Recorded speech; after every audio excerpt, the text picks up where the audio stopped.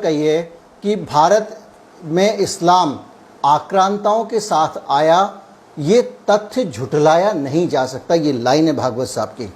तो भागवत साहब को मैं करेक्ट कर दूं कि इतिहास का ज्ञान बढ़ा लेना चाहिए।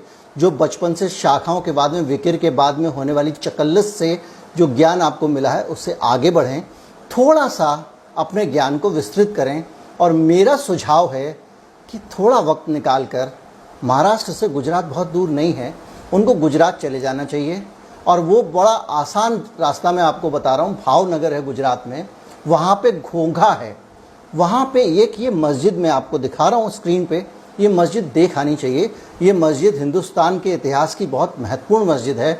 और ये जब आप आक्रांताओं के आने की बात कहते हैं, महमूद गजनवी के आने की बात कहते हैं, तो उसके आने से भी 300-400 साल पहले से ये मस्जिद खड़ी है। ये मस्जिद उस ज़माने से इस भारत की धरती पर है, हमारे भारत की धरती पर है, जब मोहम्मद साहब जिंदा थे। ये उस समय की मस्जिद है। आपको अगर 7वीं शताब्दी के शुरू में ये बनी थी, इस दुनिया की उन गिनी चुनी मस्जिदों में से एक है जिसका रुख यरूशलेम की तरफ है। ये काबा की तरफ देख के नहीं बनाई गई है। यहाँ अगर नमाज पढ़ेगा आदमी तो उसका रुख यरूशलेम की तरफ होगा, क्योंकि उस दौर पे जो नमाज पढ़ी जाती थी उसमें काबा की तरफ रुख नहीं होता था, बैतुल मुकद्दस रुख इसको कहा जाता है। और वो जाके फ़िलिस्तीन के अंदर एक जगह पे ये रुख होता था, और वहाँ पे यरूशलेम में ये रुख करके पढ़ी जाती थी। यानी मोहम्मद साहब के ज़माने में जब काबा में नमाज पढ़ी जाती थी, उससे भी पहले मोहम्मद साहब जब मौजूद थे, भारत में गुजरात में ये मस्जिद मौजूद थी। और मैं आपसे निवेदन करूंगा भागवत साहब, कृपया इस मस्जिद को देखाएं, थोड़ा इतिहास का ज्ञान दुरुस्त होगा। आप बहुत कार्बन डेटिंग कराते हैं, इसकी भी करा लें, उससे और भी ज्ञान दुरुस्त होगा। और भगवान के लिए इस मस्जिद की आप हालत देखिए, दशा देखिए। ये भारत के इतिहास की धरोहर है। दुनिया में इस्लाम बाहर, अरब देशों से बाहर अगर कहीं पे आया तो भारत में सबसे पहले आया था। और जो शुरू में मस्जिदें बनी थी उन्हीं में से एक ये है, तो ये बड़ी निशानी है। मैं आपको गुजरात में ही नहीं रोकूंगा क्योंकि वीडियो लंबा हो जाएगा, मैं और आगे लेके चलता हूँ। चलिए भागवत साहब, केरल चलते हैं।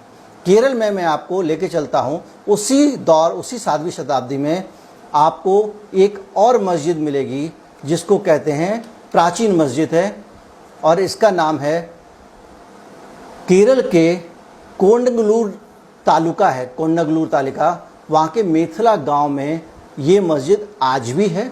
इसका नाम है चेरामन जुमा मस्जिद। इस मस्जिद को बड़ी अच्छे से वहाँ मेंटेन किया गया है, लोगों ने इसका ख्याल रखा है। ये गुजरात में नहीं है, गुजरात में मेंटेन नहीं हो रही है, केरल में हो रही है। ये मस्जिद भी उससे भी पुरानी है, उसी दौर की मस्जिद है। और इस मस्जिद को 629 सन 629 में, आज सन 2100 है, इसे 629 में इसको बनाया गया था। और ये उससे 300-400 साल पहले बनी थी। ये दोनों मस्जिदें, एक और मैं आगे बताऊंगा, ये वही 5-7-10 साल के अंदर में बनी है। और इस सभी मस्जिद को बनाने वाले लोग आक्रांता नहीं थे। इसको बनाने वाले अरब के बहुत सारे व्यापारी थे जो उन दिनों आया करते थे। वो गुजरात में आए, गुजरात में उनके साथ में बहुत सारे लोग आए, उन्होंने धर्म का प्रचार किया, मस्जिदें बनी। वो केरल में आए, वहाँ पे मस्जिद बनी। केरल में तो वहाँ के एक राजा को लेकर बहुत सारी किंवदंतियाँ हैं जिनका मैं जिक्र करना नहीं चाहूँगा, क्योंकि किंवदंतियाँ इतिहास नहीं होती हैं, वो आपके पास में किंवदंतियाँ हैं, उनको आप इतिहास बनाइए। मुरब्बा डालिए, मुरब्बा मुगलों के साथ आया था, वैसे भाई बता दूँ। अचार डालिए, अचार भी मुगलों के साथ आया था। पजामे में गठान बांध लीजिए बोलूँगा तो वो भी नहीं बोल सकता, क्योंकि वो वहीं से आया था। ये देश सांस्कृतिक समृद्धि से बढ़ा हुआ देश है, और उसमें पूरी दुनिया की जो श्रेष्ठ जितनी भी संस्कृतियां हैं उनका निचोड़ यहाँ पे है। डेफिनेटली हिंदू संस्कृति बहुत विराट है। डेफिनेटली हमारा साइंस का इतिहास निश्चित ही बहुत पुराना है, बेहतरीन है, शानदार है। हमारे यहाँ एक से एक अच्छे वैज्ञानिक हुए हैं, सुश्रुत हुए हैं, चरक हुए हैं। पूरी तरह से पूरी दुनिया में हम लीडर थे।